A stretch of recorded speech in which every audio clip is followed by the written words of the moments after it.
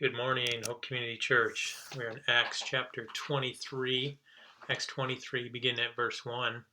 Paul's standing before the Sanhedrin. This would be the Jewish council.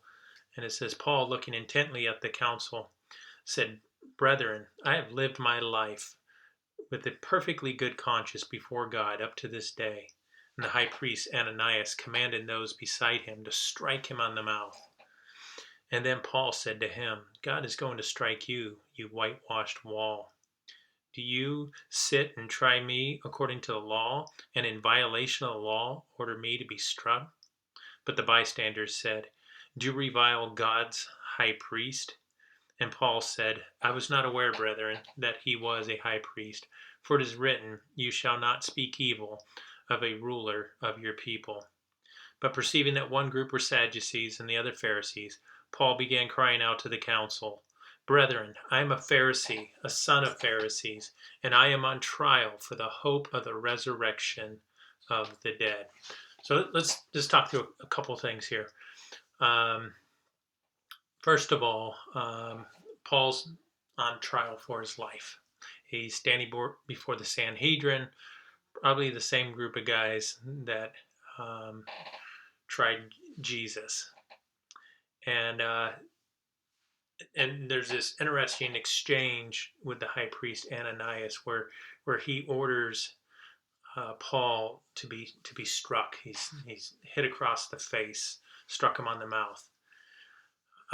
And there's a couple things here because Paul says, I didn't realize you were the high priest, and I'm not so sure that that's true.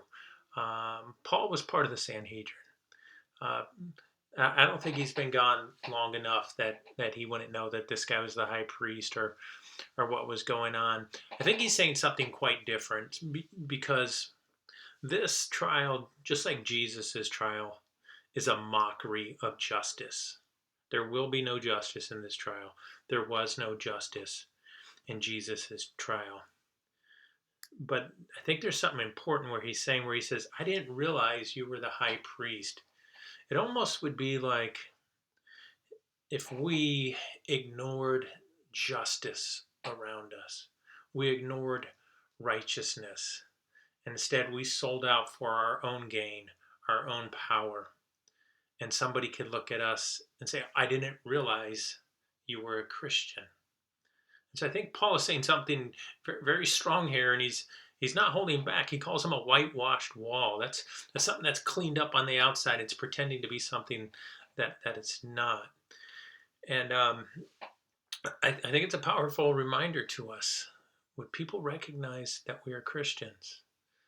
And then Paul's going to point out something that causes a division. And I think beyond causing a division, it is central to the very hope that he has. His hope is in the resurrection. He met the resurrected Jesus. And that hope of the resurrection tells us that what God is doing in the world has begun, and it began in Jesus.